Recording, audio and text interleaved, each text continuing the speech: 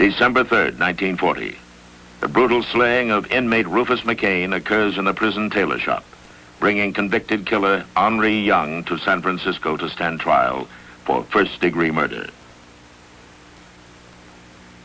To defend him, James McGinnis, a young attorney just 4 years out of law school. His defense made courtroom history as Alcatraz was put on trial before the world. Why, I was flattered, of course, 35 years ago when the federal court appointed me to defend Henri Young, who at that time was one of the fabled names of Alcatraz. Alcatraz had the same macabre fascination for people in the 30s and 40s that it does in retrospect for people today.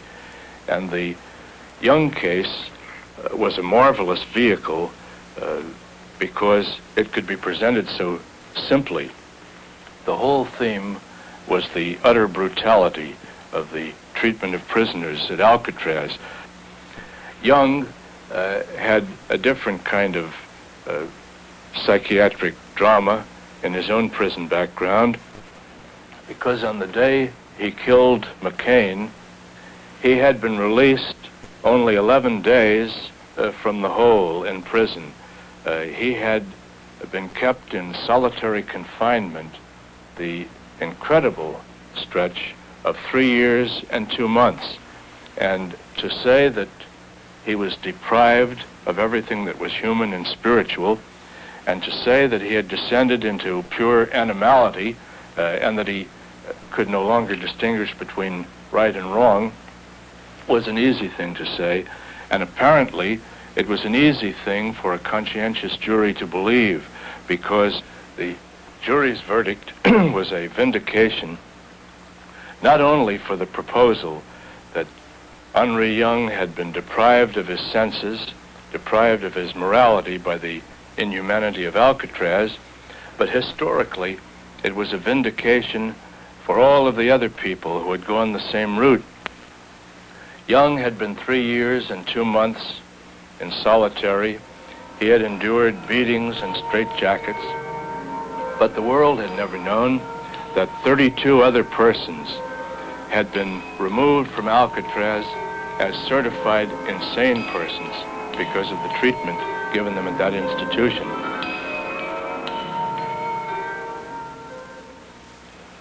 The ultimate conclusion in the case was that it was Alcatraz and the inhumanity of Alcatraz that killed Rufus Roy McCain, and not the hand of Henri Young.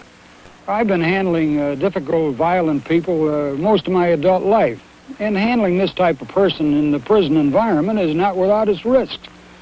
Sometimes we get hurt. But I'll say this much. In any argument I've ever had with a prisoner, and I've had many of them, I never struck the first blow. And I never called them by any obscene or profane names. But on the other hand, if a prisoner struck me, I never could entertain this idea of merely trying to restrain him. And if I was struck, I struck back, and tried to strike back a little harder. The truth of the brutality on Alcatraz occurred essentially in D Block, the isolation segregation units of this prison, a place apart from the rest of the prison. A man would be taken into the back cells, the cells with the solid front doors, and there a group of guards would go into the cell, start working the man over with truncheons, brass knuckles, while other guards held him. But usually what happened was this.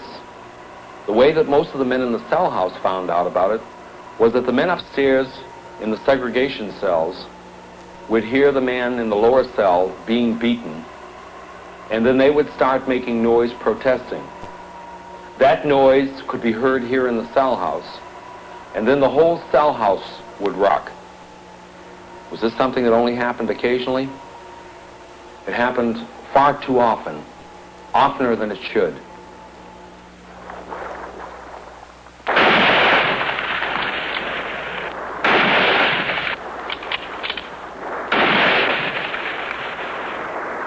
In what what was to be known as the Battle of Alcatraz, or the Riot of 46. 6 inmates serving life terms seized control of the cell house and attempted the most daring escape in the prison's history. They took 9 guards hostage and held the police, Coast Guard, and Marines at bay for 43 hours. In the end, the siege left 13 wounded, with 2 guards and 3 of the inmates dead.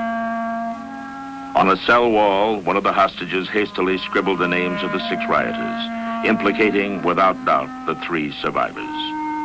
Miran Thompson and Sam Shockley were executed in San Quentin's gas chamber.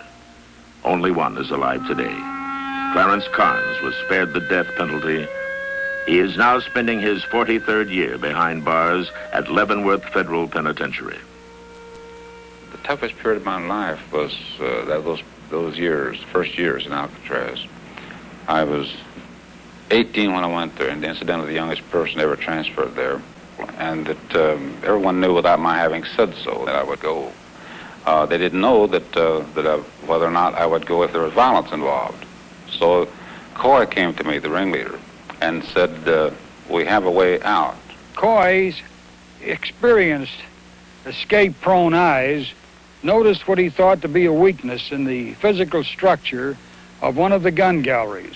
The only thing that he had to do in order to put his escape in motion was to distract the attention of the armed officer in the gallery, which he was able to do by creating, with the aid of an accessory in the treatment unit, a disturbance which drew the officer off post. When the officer did return a few minutes later, Coy was ready for him.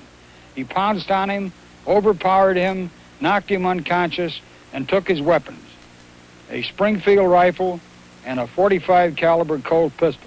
Coy let down the rifle and pistol. Hubbard got the rifle, Kretcher got the pistol. And I was watching this, and by this time I realized what I was into. 2 things kept me from going back to my cell. One was I didn't know what they would do. The other was the condemnation of the inmates for having quit during the thing, and having to live with that, and there was no way out for the next 10, 15, 20 years anyway. I was in San Francisco on my day off when the Alcatraz uprising started, and I wasn't able to get back to the island for 2 hours after I heard about it. So it was almost 3 o'clock when I arrived at the prison and reported for duty. They'd already fired several thousand rounds of ammunition. The expended brass was laying all over the place. I couldn't believe it.